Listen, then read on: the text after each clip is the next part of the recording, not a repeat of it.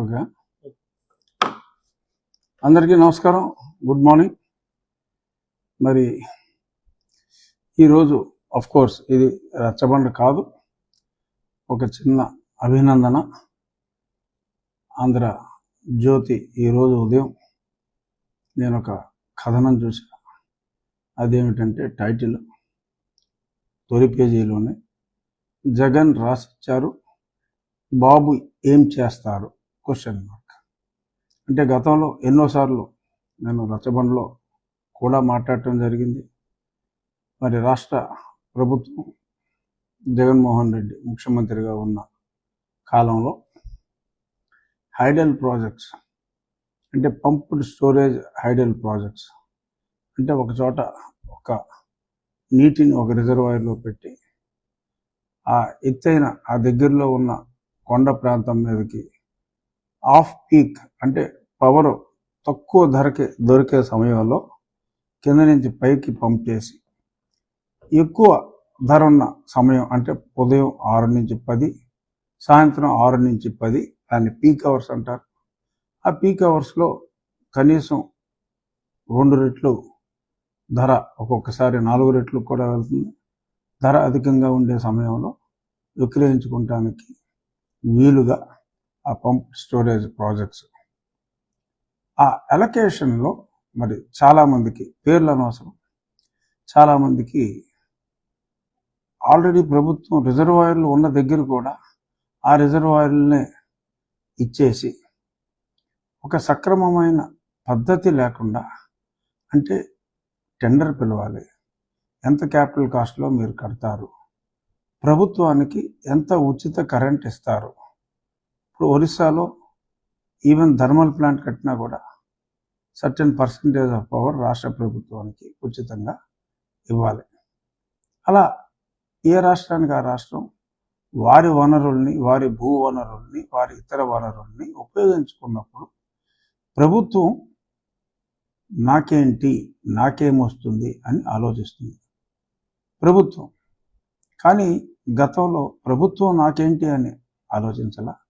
బహుశా ఆ ప్రభుత్వంలోని పెద్దలు నాకెంత అని ఆలోచించారేమో అనిపించే విధంగా మరి ఈరోజు పేపర్లో కూడా ఒక 6 ప్రాజెక్టులు ఒకానొక నేషనల్ కంపెనీకి, ఒక 4 ప్రాజెక్టులు ఒకానొక లోకల్ కంపెనీకి, ఇంకో 2-3 వేరే వాళ్ళకి ఇచ్చినట్టుగా ఆ పేర్లన్నీ గతంలో నేను మాట్లాడా.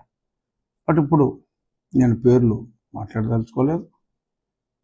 ఆంధ్రజ్యోతి పేపర్లో ఆ పేర్లన్నీ రాసి వేలాది ఎకరాలు పంచారన్నారు. యాక్చువల్గా వేలాది ఎకరాలు కాదు, 1,00,000 పైనే ఎకరాలు.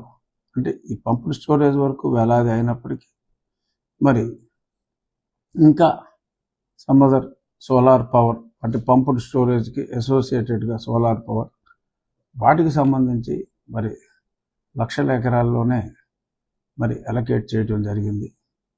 మరి భూ వసతి అనేది అది పెరగదు. మరి దాన్ని ప్రాజెక్ట్స్కి ఇచ్చినప్పుడు రాష్ట్ర ప్రభుత్వానికి సముచిత స్థాయిలో లబ్ధి చేకూరేలాగా ఉండాలి అనేది ప్రభుత్వ పెద్దలు చూడాలి. మరి అప్పట్లో గౌరవనీయులైన ఇప్పటి ముఖ్యమంత్రి శ్రీ నారా చంద్రబాబు నాయుడు గారు వాటిని ఖండించడం జరిగింది. అది కూడా ఈ పేపర్లో స్పష్టంగా రాయటం జరిగింది. మరి ఈరోజు జరగబోయే క్యాబినెట్లో ఆ కేటాయింపుల్ని ఏం చేస్తారు అని ఆంధ్రజ్యోతి కథనంలో రాయటం చూసి ఇది కదా జర్నలిజం అంటే. ఎందుకంటే మంచిని ప్రజలందరూ ప్రోత్సహించాలి. అంటే గత ప్రభుత్వంలో జరిగిన ఒక తప్పుని సరిచేయవలసిన బాధ్యత ఉంది అని పేపర్లో రాయటం మరి నిజంగా ప్రజల కోసం ఈ కథనం వల్ల కావచ్చు, ఈ కథనం రాకపోయినా డెఫినెట్గా చర్యలు తీసుకుని ఉండేవారేమో. ఇదే కాస్త రివైజ్ చేసి రివ్యూ చేసి వారికే ఇచ్చినా లేదా ఓపెన్ టెండర్లో ఇంకెవరికైనా ఇచ్చినా మరి రాష్ట్ర ప్రభుత్వానికి సముచిత స్థాయిలో లబ్ధి చేకూర్చే విధంగా మరి మా నూతన ప్రభుత్వం మరి ఈ సూచనని తీసుకుని ఓపెన్ మైండ్తో తీసుకుని ఇదంతా చర్చించి ఇతర రాష్ట్రాల్లో ఎలా చేస్తున్నారో ఆ రాష్ట్రానికి లబ్ధి చేకూర్చే విధంగా ఎటువంటి చర్యలు తీసుకుంటున్నారు అనే దాని మీద కూడా మరి కూలంకషంగా చర్చ జరిగి రాష్ట్ర ప్రజలందరికీ మంచి జరగాలని చెప్పి ఆంధ్రజ్యోతి మంచి ఆశయంతో రాసిన ఈ ఆర్టికల్ చూసిన తర్వాత నాకు అనిపించి ఇది కేవలం నేను ఆంధ్రజ్యోతిని అభినందించడానికే మాట్లాడుతున్నాను తప్ప వేరే పరిశ్రమల గురించి నేను మాట్లాడగలను, వీళ్ళు ఏం చేస్తారు అనే దాని గురించి నేను మాట్లాడగల. అది ఆ క్యాబినెట్ నిర్ణయం. బట్ ఒక శాసనసభ్యుడిగా, ఒక బాధ్యత కలిగిన పౌరుడిగా మరి సమాజానికి ప్రజలకు మంచి చేకూరే ఇటువంటి కథనాలు వచ్చినప్పుడు అభినందించటం నా కనీస బాధ్యతగా భావించి నేను ఆంధ్రజ్యోతి యాజమాన్యానికి, ముఖ్యంగా వేమూరి రాధాకృష్ణ గారికి నా హృదయపూర్వక అభినందనలు తెలియజేస్తున్నా. ఇక ఒక ఇష్యూ గగ్గోలు పెడుతున్నారు. వైఎస్ఆర్ కాంగ్రెస్ పార్టీ ఆఫీసుల్ని బద్దలు కొడుతున్నారని.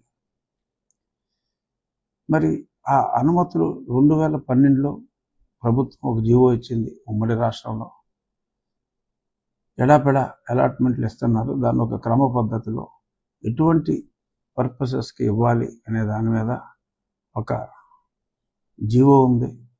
ఆ జీవోలో ఉన్నవన్నింటినీ కూడా వైలేట్ చేసి మరి వైఎస్ఆర్ కాంగ్రెస్ పార్టీ ప్రభుత్వంలో ఉన్నప్పుడు అవన్నిటిని కూడా తొంగలో తొక్కి, ఎందుకంటే ఒక particular land, suppose APS RTC దగ్గర రిజల్యూషన్ తీసుకోవాలి, ఆ తర్వాత కట్టాలి అంటే మున్సిపల్ అథారిటీస్ దగ్గర తీసుకోవాలి. నాలాల్ లాంటి చోట సెన్సిటివ్ ప్లేసెస్ అలాట్మెంట్కి ఇవ్వటానికి వీల్లేదు. ఇలా ఎన్నో రెస్ట్రిక్షన్స్ ఉన్నాయి. ఇచ్చిన తర్వాత ఇచ్చిన పర్పస్కి ఇచ్చిన వాళ్ళు కట్టాలి.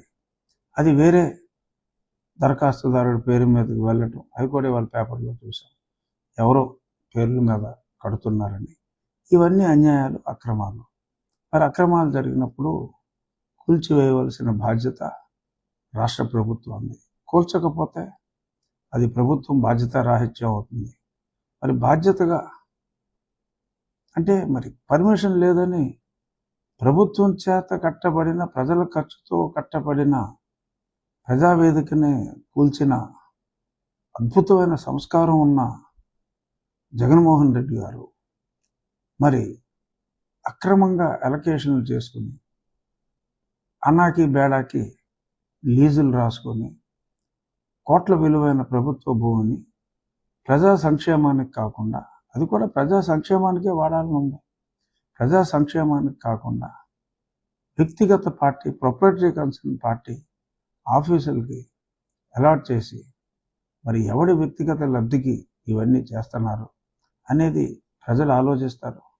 మీరు కౌంటర్గా మా పార్టీ వాళ్ళు ఏదో ఆఫీసులు కట్టారని చెప్పి ఏదైనా రాతలు రాసినప్పటికీ విజ్ఞులైన ప్రజలు అటువంటి చెడు రాతల్ని నమ్మరు.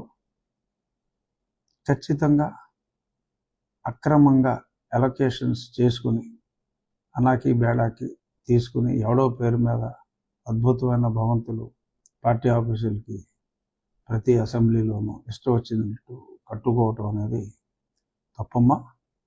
సో మరి దాన్ని అలాగా తీసుకున్న అలాట్మెంట్లు క్యాన్సిల్ చేయాలి. మరి ఆ కట్టడాలని వేరే ప్రభుత్వ కార్యక్రమాలకు, ప్రజా సంక్షేమ కార్యక్రమాలకు ఉపయోగపడేలా ఉంటే అలొకేషన్ క్యాన్సిల్ చేసి ఆ భవంతులను వాడుకోవాలి.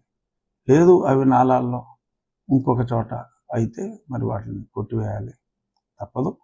సో కాబట్టి మీరు ఎంత గర్జించినా, మీరు ఎంత ఘీంకరించినా ఉపయోగం లేదండి. ఇక ముగించే ముందు ఒక చిన్న మాట.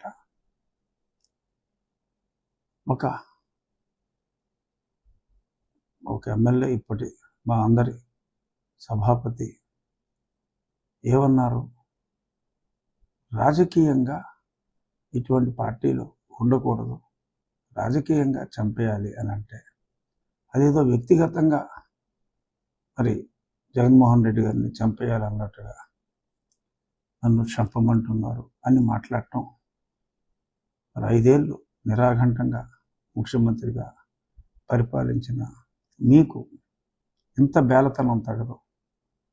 మీరు ఎన్నో అరాచకాలు చేశారు. ఆయన రాజకీయంగా ఎటువంటివి ఉండకూడదన్నారు, మీరు భౌతికంగానే నన్ను నిర్మూలించాలని చూశారు. సో అంచేత మీలాంటి వ్యక్తులు బేలగా చంపుతానంటున్నారు అంటే అది ఎంతో మరి కాస్త ఎబ్బెట్టుగాను కొంత జుగుప్సాకరంగాను ఉన్నట్టుగా ఉంది. వాట్ ఎవర్ హ్యాపెండ్ అది హ్యాపెండ్. ఈ బ్రేవ్, బేలతనం వద్దు, జాలి చూపొద్దు, అలాగని గతంలో లాగా క్రూరంగా ఉండమంటలేదు సుమా. Be normal, try to be normal అని సవినయంగా తెలియచేస్తూ, నేను ఇప్పుడు మాట్లాడింది రచ్చబండ కాదు అని కూడా తెలియచేస్తూ, కేవలం రాధాకృష్ణ గారిని అభినందించడానికి, అలా ధైర్యంగా వార్తలు మరింత రాసి ప్రజా మన్నన పొందాలి, దానికి నేను ఒక ప్రేరణ, అలాగే అందరూ కూడా ప్రేరణ కావాలి అని మనస్ఫూర్తిగా కోరుకుంటూ ధన్యవాదాలు.